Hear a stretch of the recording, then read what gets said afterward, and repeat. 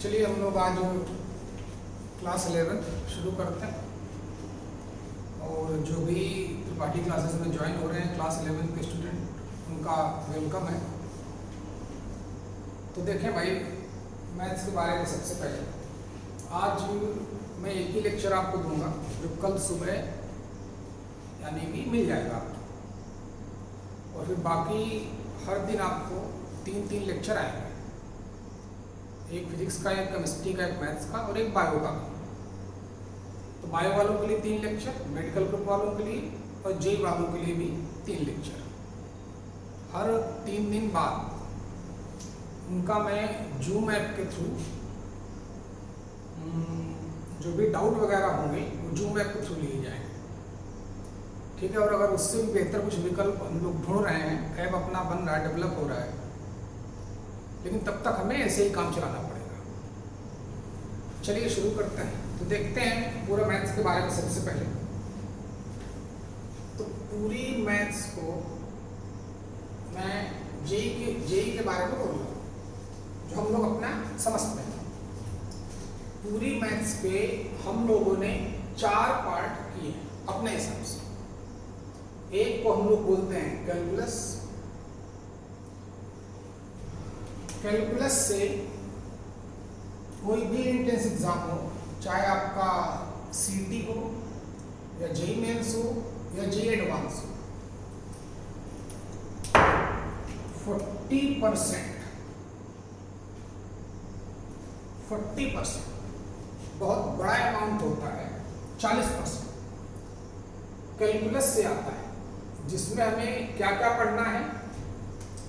जिसमें हमें पढ़ना limit, continuity, differentiability, application of derivative, integration, या धीरे धीरे इनके नाम सुनो। और इसमें मैं फंक्शन भी पढ़ाऊँ। कुछ लोग फंक्शन को कैलकुलस में काउंट नहीं करते, लेकिन मैं फंक्शन के बगैर कैलकुलस चलती ही नहीं। तो अगर इसमें मैं फंक्शन को भी रखूंगा और पाइटियर को भी इन्वॉल्व करूंगा तो ये अप्रॉक्स 50% तक टेंड कर जाएगा। याद रखिएगा। चलिए, वेरी इंपॉर्टेंट है जेई के लिए कैलकुलस, बहुत बड़ा अमाउंट है। और बात करता हूँ कोऑर्डिनेट की, जिसमें हमें सिर्फ 5 टॉपिक पढ़ने हैं। पहले इसमें तो ढेर सारे टॉपिक थे, क्योंकि पोर्शन बहुत ज्यादा है, आप देख ही रहे। जो कोऑर्डिनेट है इसमें से हमें सबसे पहले पढ़ना स्ट्रेट लाइन। दूसरा circle, third parabola, fourth ellipse, और 5वां हाइपरबोला।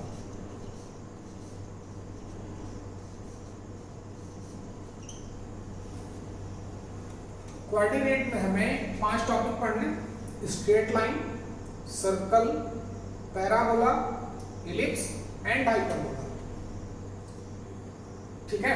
तो इससे अप्रॉक्स हमारा 15% कोऑर्डिनेट से पूछता है, यानी कि 4 से 5 क्वेश्चन।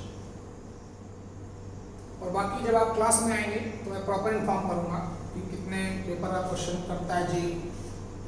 ठीक है। अब बात करता हूँ अलजेब्रा। हाँ, तो अलजेब्रा में हमें क्या करना है, ये भी बहुत इंपॉर्टेंट टॉपिक है। और ज्यादातर अलजेब्रा का पोर्शन हम क्लास 11th में ही पढ़ेंगे। इसमें आपने नाम सुना होगा, सीक्वेंस एंड सीरीज नाम सुना होगा, वो पढ़ना है। यहाँ पर सीरीज पढ़ा होगा आपने, एपी, जीपी, इस तरीके से। तो ये अलजेब्रा है। इसमें बहुत सारे टॉपिक हैं, जैसे सेट्स, रिलेशन फंक्शन भी लोग यहीं पे काउंट करते हैं, और sequence series, permutation and combination, matrices, determinant, probability, binomial theorem, quadratic equation, ये टॉपिक हमें यहाँ पे पढ़ने लगेगा। क्लास 11th का मेजर पोर्शन ये अलजेब्रा से ही हमें पढ़ना है। फिर इसका 4th पार्ट जिसमें ट्रिग्नोमेट्री, इसमें क्या होता है, कम से कम 30 to 35% किसी भी एंट्रेंस एग्जाम में अलजेब्रा से पूछता है। फिर चौथा सेगमेंट हमारा आया ट्रिग्नोमेट्री। इससे तो एक भी क्वेश्चन जेई वाला नहीं करता है, लेकिन इसके बगैर एक क्वेश्चन होगा भी नहीं। इसका एप्लीकेशन वो यहाँ पे भी लगाएगा, इसका एप्लीकेशन यहाँ पे भी इन्वॉल्व करेगा, इसका एप्लीकेशन कैलकुलस में भी इन्वॉल्व होगा। तो ये इसका एप्लीकेशन बहुत इंपॉर्टेंट है। ट्रिग्नोमेट्री जो आपने नाम सुना होगा, कभी पढ़ा भी होगा। Vector and 3D, linear programming और स्टैटिस्टिक्स, स्टैट्स बोलते हैं जिसको, वो भी इतना हमें 2 साल में पढ़ना है। Class 11th and class 12th में हमें सिर्फ इन 4 पोर्शन हमें पढ़ना है मैथ्स में, याद रखिए। जिसमें से हमें क्या है, क्लास 11th में अलजेब्रा पढ़ना, क्लास 11th में कोऑर्डिनेट पढ़नी पूरी की पूरी, ट्रिगो भी पढ़नी है ऑलमोस्ट क्लास 11th में, वेक्टर 3D थोड़ी इंफॉर्मेशन दी गई। तो समझ लीजिए 12th वाले पोर्शन में सिर्फ हमें कैलकुलस पे ही पूरा काम होगा।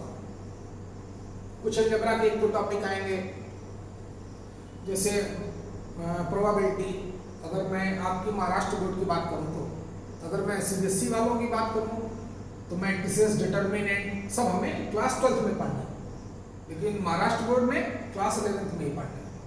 चलिए, तो ये तो हमें पूरे 2 साल में सिर्फ इन 4 चीजों पे फोकस करना है, जो बहुत ज्यादा डिफिकल्ट नहीं है। और ये भी बिल्कुल अपना माइंड मेकअप करें कि साइंस एक बहुत ही आसान सब्जेक्ट है। साइंस का मोटिव ही है कि आपकी लाइफ को इजी करना, आसान बनाना। साइंस का मोटिव ही है। तो जिस चीज का मोटिव ही ऐसा होगा, चीजों को आसान करना, तो डिफिकल्ट तो हो ही नहीं सकता है।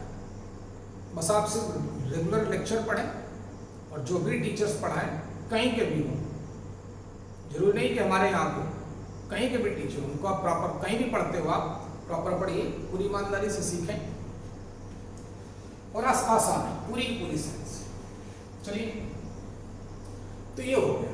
तो हमें क्लास 11th में कोई भी बोर्ड, पूरे हिंदुस्तान की बात करता हूँ, पूरे इंडिया में कोई भी बोर्ड हो, सबसे पहला टॉपिक हमारा सेट्स ही,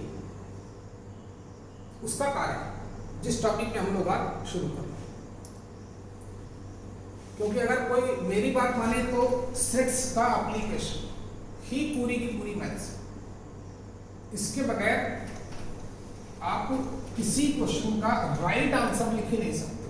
कहीं ना कहीं आप गलती कर ही दोगे अगर हमें इस टॉपिक के बारे में प्रॉपर इंफॉर्मेशन नहीं है। तो बहुत आसान है, आपने पढ़ा भी होगा 8th, 9th, 10th में कहीं ना कहीं जरूर आपको पढ़ाया गया होगा। जो नहीं पढ़ा तो मैं खुद पढ़ाता हूँ। टॉपिक है हमारा क्लास 11th का पहला टॉपिक सेट्स। क्लास 11th तो सेट के बारे में बोले तो सेट का मतलब होता है कलेक्शन। कलेक्शन का मतलब चीजों को इकट्ठा करना, एक जगह रखना, ये मतलब होता है सेट का। तो लेकिन एक बात और है, हर तरीके के कलेक्शन को हम लोग सेट नहीं बोल सकते। तो किसको सेट बोलेंगे, किसको सेट नहीं बोलेंगे। सेट का मतलब कलेक्शन। अब उसमें और थोड़ा इंफॉर्मेशन जो बेसिक, जो जरूरी है, मैंने लिखा भी है कि कलेक्शन सेट होता है। लेकिन हर तरीके का कलेक्शन नहीं, कलेक्शन होना चाहिए वेल डिफाइंड। वेल डिफाइंड का मतलब एक ही बात बोले जो पर्सन टू पर्सन वेरी ना करे, उस तरीके का कलेक्शन होना चाहिए। जैसे भी मैं अभी टॉपिक आगे बढ़ेगा तुम लोग आपको प्रॉपर इन्फॉर्म करता है। कलेक्शन कैसा होना चाहिए? Well defined collection. जब कलेक्शन हमारा वेल डिफाइंड होगा तो उसी तरीके के कलेक्शन को हम लोग सेट बोलेंगे। आप ये लिखिए, जैसे लिखा है मैंने, सेट की डेफिनेशन लिखी, a well defined collection of distinct, ये भी इंपॉर्टेंस रखता है। डिस्टिंक्ट का मतलब अलग अलग, डिफरेंट एलिमेंट, यही सेट। कलेक्शन सेट क्या है? कलेक्शन है। कलेक्शन किस टाइप का होना चाहिए? वेल डिफाइंड होना चाहिए और डिस्टिंक्ट एलिमेंट का कलेक्शन होना चाहिए, मतलब रिपीटिशन अलाउड नहीं। धीरे धीरे मैं आपको इन्फॉर्म करता हूँ। सबसे पहले तो आप लिख लें, क्या टॉपिक का नाम डालें, सेट, क्लास 11।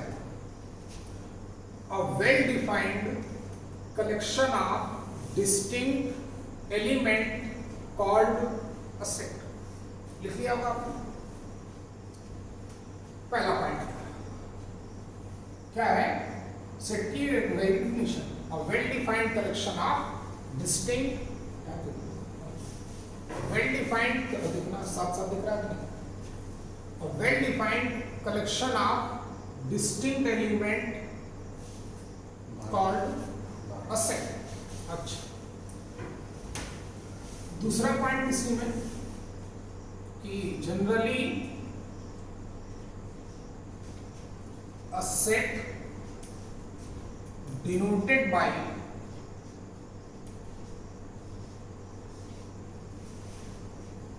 कैपिटल A या फिर कैपिटल B या फिर कैपिटल C, R करके आप कैपिटल X, Y या Z, अगर हम लोग किसी सेट को डिनोट करें तो उसको हम लोग कैपिटल लेटर्स अल्फाबेट में यूज करेंगे। ठीक है, चलिए, तो सेट क्या है? एक वेल डिफाइंड कलेक्शन। जैसे अब थोड़ा एक दो जरा बातें भी हो जाए कि वेल डिफाइंड का क्या मतलब है। जैसे मैंने बोला कि collection of most dangerous animal in this world, किसका कलेक्शन बोला? मोस्ट डेंजरस एनिमल्स का। तो इसमें डाउट है, क्यों? क्योंकि कुछ लोग सांप से डरते हैं, स्नैक, कुछ लोग स्नैक से डरते हैं, सर्प से, और कुछ लोग उसको खाते हैं। आप देख ही रहे हो, इसी वजह से तो कोरोना भी हुआ है। लोग चमगादड़ खाते हैं, सांप खाते हैं, उनसे डरते भी। हम लोग तो डरते हैं, छोटे बच्चे डरते हैं। तो किसी के लिए ये डेंजरस है, किसी के लिए डेंजरस नहीं। तो मोस्ट डेंजरस एनिमल का जो कलेक्शन होगा वो वेल डिफाइंड है ही नहीं, ये पर्सन टू पर्सन वेरी करता है। हमारे लिए अलग, डेंजरस का मतलब अलग, समझ गए हो?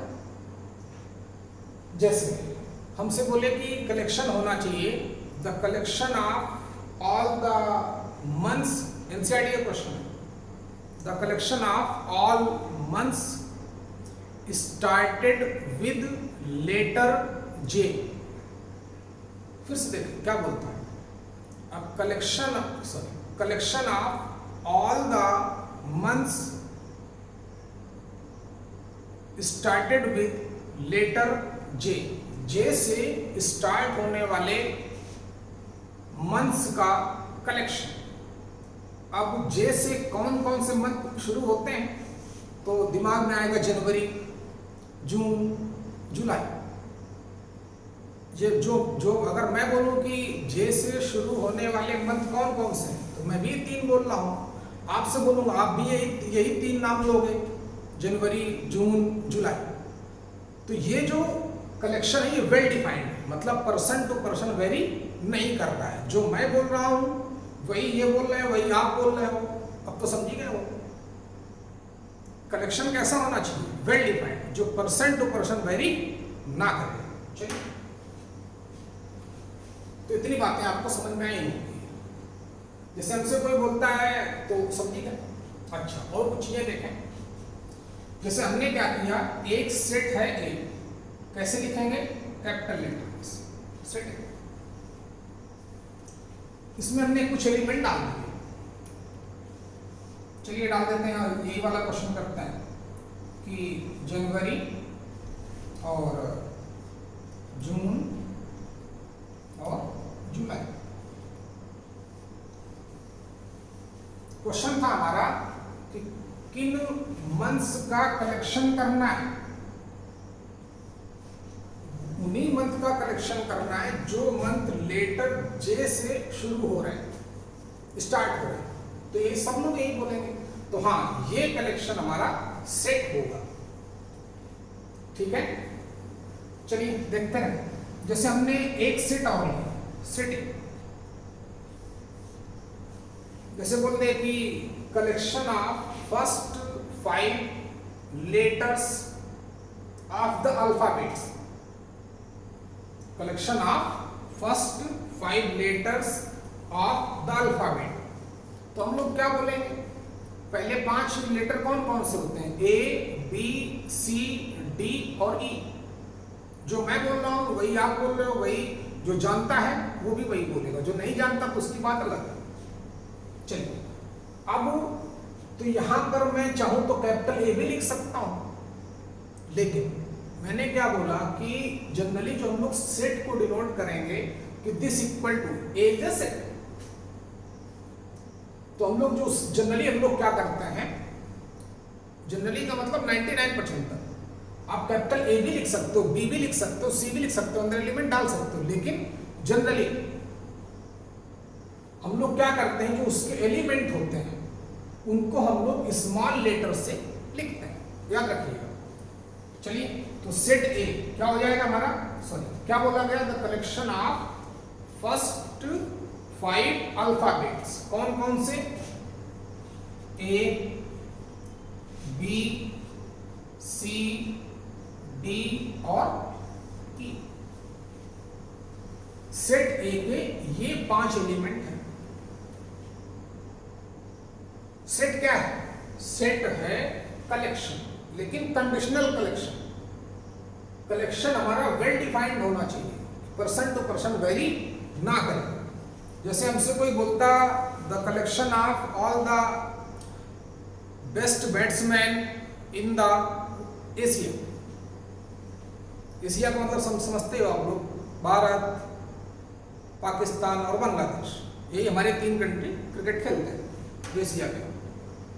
अब कुछ लोग क्या करेंगे, जो हम लोग तो लिखेंगे अपना सचिन को, सहवाग को या कोहली को, लेकिन पाकिस्तानी क्या लिखेंगे, लिख भी सकते हैं और नहीं भी लिख सकते। समझ पा रहे हैं कि नहीं आप? तो चॉइस पे हमारा कंट्रोल नहीं, क्लियर हुआ? तो जो कलेक्शन वेल डिफाइंड होगा सिर्फ वही सेट रिप्रेजेंट करेगा। हम कुछ बोले, आप कुछ बोलो, अगर ऐसा कलेक्शन है तो वो सेट रिप्रेजेंट कर ही नहीं सकता है। चलिए, हाँ, तो वेल डिफाइंड कलेक्शन, इसको आपको लिखना है, ये भी लिखना है, और ये एग्जाम्पल भी लिख लीजिए। अच्छा, कुछ और आगे बढ़ते हैं। अब इसमें मैं कुछ मैथमेटिकल सिंबल यूज करूंगा। देखें, आपने में भी पढ़े हो, जैसे सेट ए को देखें, इसके A B C D E elements या ऑब्जेक्ट भी बोल सकते हैं। तो अगर इसी बात को हमें लिखनी है, क्या दिख रहा है कि पॉइंट बना के लिखना है कि A is an element, A is an element of set A. जरूरी नहीं कि आप सेट ए लिखें, आप कैपिटल ए लिख दोगे तब भी मान लिया जाएगा कि हाँ set A is an element of set ए। चाहे आप ऐसा लिखें या फिर चाहो तो आप इसको ऐसे भी लिख सकते हो, सिर्फ ए लिख दो, मान लिया जाएगा। चलिए, तो हम लोग ऐसे लिखते हैं, A is an element of set A. अब सेट मैं नहीं लिखूंगा, कैपिटल ए लिख दिया, उस अंडरस्टूड है कि सेट ए लिखा है। ए जो है स्मॉल ए वो कैपिटल ए सेट का एक एलिमेंट है जो मैं लिख दिया है। अब इसी में ये तो एक लैंग्वेज हो गई,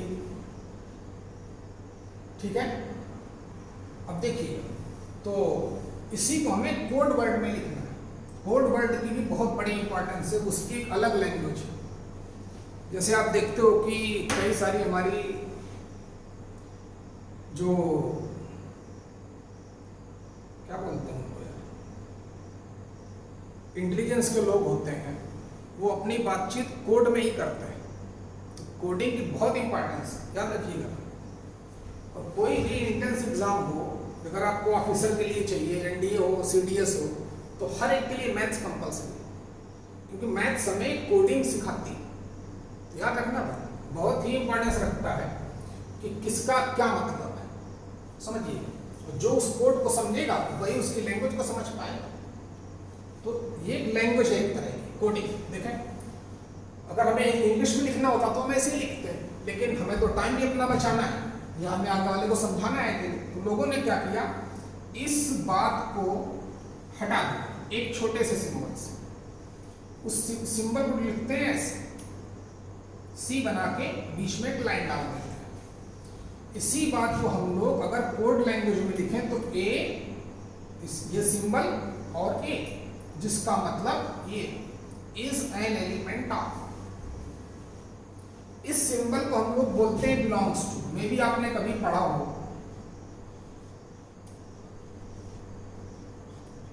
क्या पढ़ते हैं सिंबल, बिलोंग्स टू।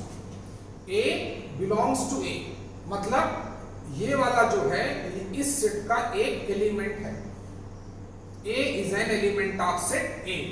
चलिए देखें, अब जरा आप बताना कि जो मैं स्टेटमेंट लिख रहा हूं कोड वर्ड में, वो राइट है कि रॉन्ग। जैसे मैं लिखूं कि बी बिलोंग्स टू ए, ये स्टेटमेंट राइट है कि रॉन्ग है, राइट। बी उसका एक एलिमेंट है, तो ये स्टेटमेंट हमारा राइट स्टेटमेंट माना जाएगा मैथमेटिकल लैंग्वेज में। और अगर कोई लिखता है कि x belongs to set A, set हमारे पास ये x बिलोंग्स टू, मतलब x is an element of set A. क्या x सेट ए का एलिमेंट है? नहीं। तो ये स्टेटमेंट हमारा, अगर सेट ए ये है तो ये स्टेटमेंट हमारा मैथमेटिकली रॉन्ग, ठीक है। अच्छा, और आगे बढ़ते हैं। चलिए, अब जब है तो नहीं भी एग्जिस्ट करता है। जैसे एक सिंबल ऐसे हम लोग पढ़ते हैं, क्या पढ़ते हैं इसको, इक्वल टू पढ़ते हैं कि नहीं। अगर इसको कट कर दें तो नॉट इक्वल टू या डज नॉट इक्वल टू, ऐसे ही जैसे इसको पढ़ते हैं बिलोंग्स टू, अगर मैं इसको कट कर दूं तो उसको पढ़ेंगे डज नॉट बिलोंग्स टू या नॉट बिलोंग्स टू। जैसे देखो या तो दिख रहा है, जैसे किसी ने लिख दिया कि y mathematical not belongs to set A, इस सिंबल को हम क्या पढ़ेंगे, इस सिंबल को हम लोग पढ़ते हैं नॉट बिलोंग्स टू या डज नॉट बिलोंग्स टू, जिसका मतलब क्या है, y इज नॉट, क्या यहां क्या लग जाएगा, y is not an element of set ए। इतनी अंग्रेजी कौन लिखे, तो ये मैथमेटिकल सिंबल हम लोग देते हैं। इस सिंबल को क्या पढ़ते हैं, बिलोंग्स टू। कैसे बनाते हैं, पहले सी बनाया, फिर उसमें एक लाइन डाल बोलते हैं बिलोंग्स टू। उस सिंबल को कट कर दिया, डज नॉट बिलोंग्स टू। क्या मतलब होगा, यहां पर एक एलिमेंट लिखा होगा और राइट साइड एक सेट लिखा होगा। अब उसमें जाने कितने क्वेश्चन आपको मिलेंगे छोटे लेवल के, बोलेगा कि ये स्टेटमेंट राइट है कि रॉन्ग है, सेट ए गिवन होगा, तो अब मेरे हिसाब से आप कर सकते हो क्वेश्चन, ऐसे क्वेश्चन में मिलेंगे। और पहले ऐसे क्वेश्चन होंगे कि किस तरीके का कलेक्शन सेट है कि नहीं। मैं आपको असाइनमेंट भी दूंगा, अपने पास तो पूरा सिस्टम है, बुक्स भी हैं, जब आप आओगे तो आपको दिख जाएंगे। देखो तो सब समझ रहे होंगे आप तो। चलिए देखिए, A belongs to set A, B belongs to set A, X belongs to A, ये स्टेटमेंट रॉन्ग है। Y not belongs to A, ये स्टेटमेंट क्या है? ये also a right स्टेटमेंट। ठीक है, चलिए तो ये हमारा इतना अभी सेट क्या है, वेल डिफाइंड कलेक्शन है और डिस्टिंक्ट एलिमेंट का। जनरली हम लोग एक सेट को capital A, capital B, capital C या X Y Z capital letter से डिनोट करते हैं। कुछ लाइक हमने एक सेट ए लिया, A B C D E 5 element उसके थे। ठीक है, थोड़ा इसमें दिख रहा है कि मैं ए जो है वो सेट ए का एक एलिमेंट है। एक सिंबल यूज करते हैं, मैथमेटिकली ये लिख सकते हैं जिसका मतलब ये। एक और सिंबल दिया गया हमें, बिलोंग्स टू को कट कर दिया गया तो पढ़ते हैं डज नॉट बिलोंग्स टू। चलिए देखते हैं कुछ इंपॉर्टेंट सेट जिनके बारे में आप ऑलरेडी जानते हो, कुछ इंपॉर्टेंट टाइप के सेट।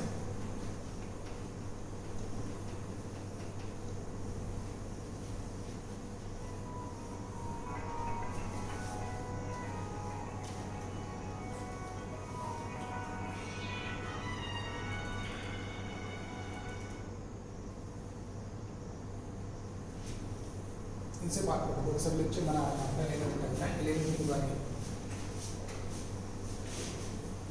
चलिए देखते हैं। हाँ भाई, तो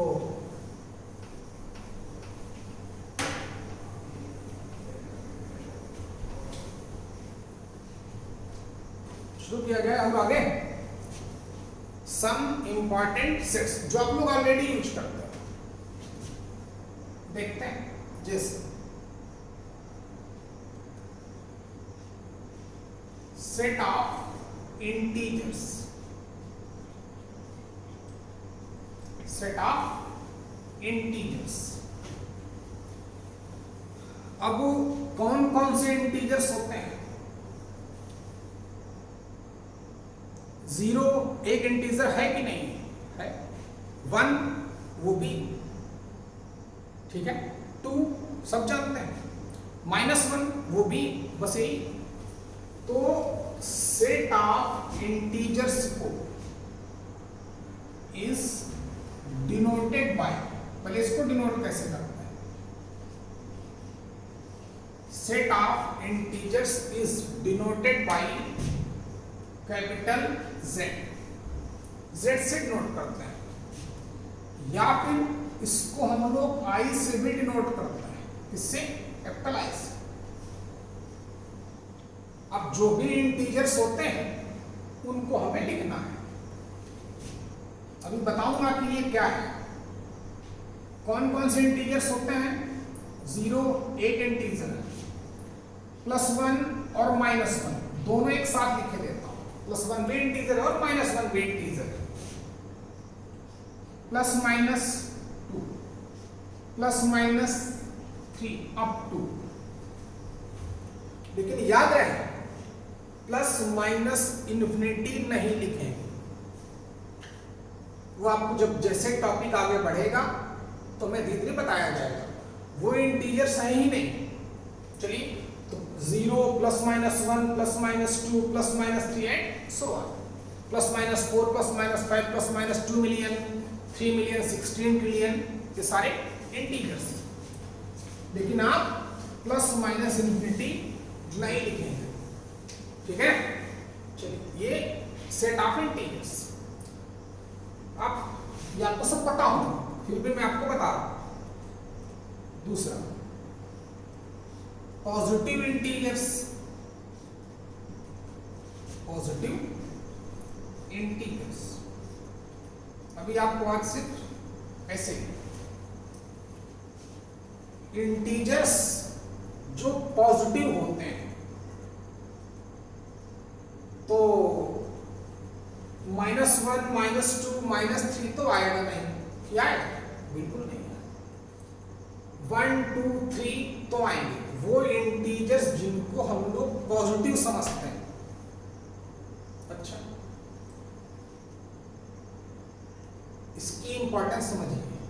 टॉपिक लगता बहुत आसान है, लेकिन जब इसका एप्लीकेशन होगा, इतना रिच एप्लीकेशन है, लोग तो यही इस टॉपिक को ऐसे पढ़ा के छोड़ देते हैं। इसका मैं एप्लीकेशन पढ़ाऊंगा तब समझ में आएगा आपको इसकी अहमियत क्या, इसकी इंपॉर्टेंस क्या है। बोला मैथ्स का कोई भी एक अच्छे लेवल का क्वेश्चन, हाई लेवल का क्वेश्चन, बगैर सेट्स को अप्लाई हुए आप राइट आंसर टिक ही नहीं कर सकते, कर ही नहीं सकते। इसलिए आराम से पढ़ते हैं, आपको पता है फिर भी पढ़ते हैं।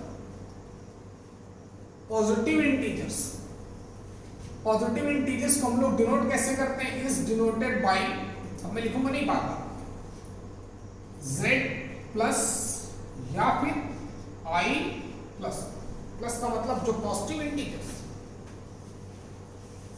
अच्छा, तो कौन कौन से होते हैं पॉजिटिव इंटीजर, वो लिख देते हैं। कौन कौन से? 1 2 3 4 5 6 एंड सो। अब कुछ लोगों के दिमाग में आइडिया आ रहा होगा तो इसको हम लोग नेचुरल नंबर भी बोलते हैं। हाँ बिल्कुल बोलते हैं। तो पॉजिटिव इंटीजर्स को हम लोग क्या बोल सकते हैं? Natural numbers. और करके आप लिख लें।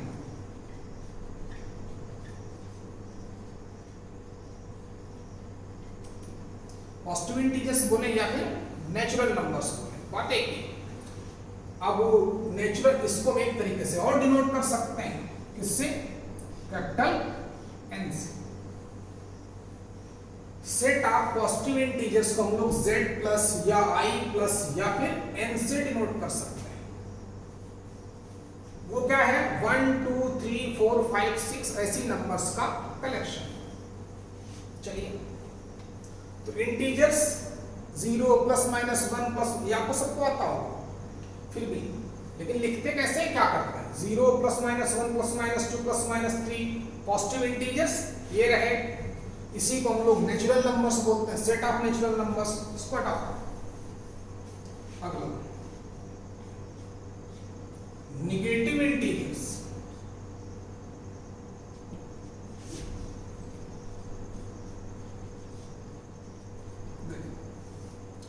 अब तो समझ गए होंगे निगेटिव इंटीजर्स को हम लोग कैसे डिनोट करेंगे? z के ऊपर माइनस, इंटीजर को z से। अच्छा, या फिर कैसे? i के ऊपर माइनस, हो गए निगेटिव इंटीजर्स। कौन कौन से निगेटिव? 0 ना ही पॉजिटिव है ना ही निगेटिव, याद रखिए। जो निगेटिव उसी को लिखना है। कौन कौन से? -1 -2 -3 -4 एंड सो। माइनस इंफिनिटी नहीं लिखना है, ऑलरेडी मैंने वहां पे बताया था, 1 मिनट बोला होगा उसके बारे में। तो integers, positive integers, negative integers. और देखें अभी कितने वैल्यूएशन हो गए।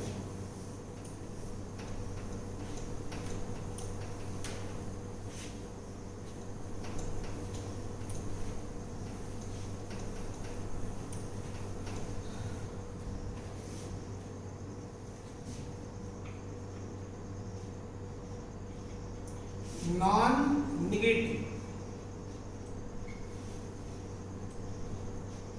नॉन निगेटिव इंटीजर्स, समझिए। इंटीजर्स निगेटिव ना हो, नॉन निगेटिव। अब यानी कि पॉजिटिव बिल्कुल नहीं, समझिए डिफरेंस है। नॉन निगेटिव मतलब जो निगेटिव ना हो। अच्छा, क्यों अलग अलग नाम दे रहे हैं, आप देखते रहिएगा। तो पहले डिनोट कैसे करते हैं? It is denoted by z plus, non negative, negative नहीं है, और यहां पर 0 भी लिख देते हैं, क्योंकि जब मैं पॉजिटिव इंटीजर की बात करता हूं तो वहां पर हम लोग 0 को काउंटिंग में नहीं लाते हैं, याद रखिएगा। ये छोटी छोटी बातें इतना बड़ा डिफरेंस क्रिएट करती हैं कि यहीं से सेलेक्ट होता है। आप याद रखिएगा, यहीं से डिसाइड होगा कि आपका सिलेक्शन होगा कि नहीं होगा। अगर आप इन छोटी बातों को अप्लाई करना सीख गए, इससे ऊपर मैथ सही नहीं, उसमें समझना। तो नॉन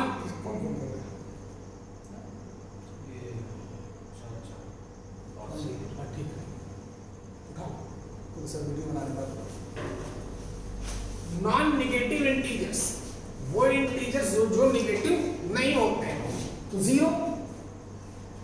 जीरो के बारे में नहीं पता कि पॉजिटिव होता है कि निगेटिव होता है। तो जब नॉन निगेटिव की बात आएगी, निगेटिव तो नहीं है ना वो, ना ही वो पॉजिटिव है, जब बात आएगी नॉन निगेटिव की तो हम लोग जीरो को भी इंक्लूड करेंगे। All positive integers including with zero. Similarly I plus including with zero. कौन कौन से होते हैं? वो इंटीजर्स जो निगेटिव नहीं होते, वो कौन कौन से होते हैं? तो सबसे पहले आएगा जीरो। जीरो के साइन का कोई आइडिया नहीं। तो जब मैंने पॉजिटिव इंटीजर बोला था तो जीरो को काउंट नहीं किया था, लेकिन जब बात करूंगा नॉन निगेटिव, जो निगेटिव नहीं होते वो इंटीजर्स, तो जीरो आएगा।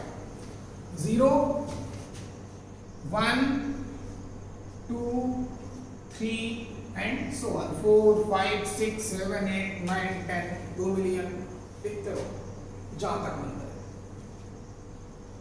ठीक, अब गौर से करो तो आपको आइडिया आएगा। इन्हीं को हम लोग होल नंबर्स बोलते हैं। याद करिए, तो नॉन निगेटिव इंटीजर्स को ही हम लोग क्या बोलते हैं? Whole numbers. और होल नंबर्स हैं तो इसको हम लोग W से भी डिनोट कर सकते हैं, W से। तो नॉन निगेटिव इंटीजर्स को हम लोग Z प्लस 0, I प्लस 0 या W से डिनोट कर सकते हैं। अब तो समझ में आ रहा होगा। सिमिलरली नॉन पॉजिटिव इंटीजर्स कौन कौन से? Non positive integers. क्या समझ में आ रहा है? खुद समझो, लैंग्वेज समझना सीखें आप उसकी। नॉन पॉजिटिव इंटीजर्स, वो इंटीजर्स जो पॉजिटिव नहीं होते। अब तो क्लियर हो रहा होगा। यानी कि ऑल निगेटिव इंटीजर्स, अब जीरो के बारे में कोई आइडिया नहीं है कि उसका साइन क्या है, तो फिर उसको इंक्लूड करेंगे। पॉजिटिव तो नहीं है ना, इसने क्या बोला? इंटीजर्स पॉजिटिव ना हो वो इंटीजर्स।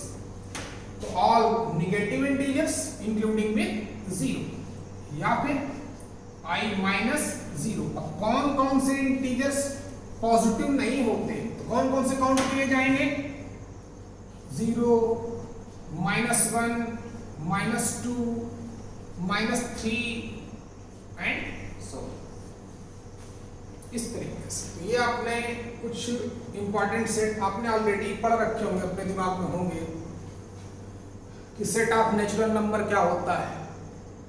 ठीक, अब अब देखो इनका थोड़ा मैं एप्लीकेशन सिखा रहा हूं, कैसे वो क्वेश्चन करता है, कैसे मैं छोटा सा दिमाग लगा के यूज कर सकता है, कैसे इनकी इंफॉर्मेशन होना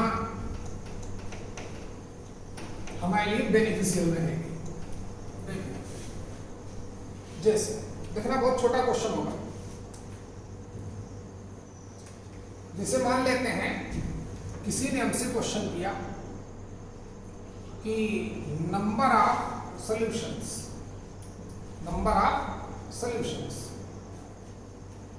of the equation, number of solutions of the equation x square minus x equal to 0, where, चलो ठीक है। देखिए समझे, सॉल्यूशन का मीनिंग क्या होता है?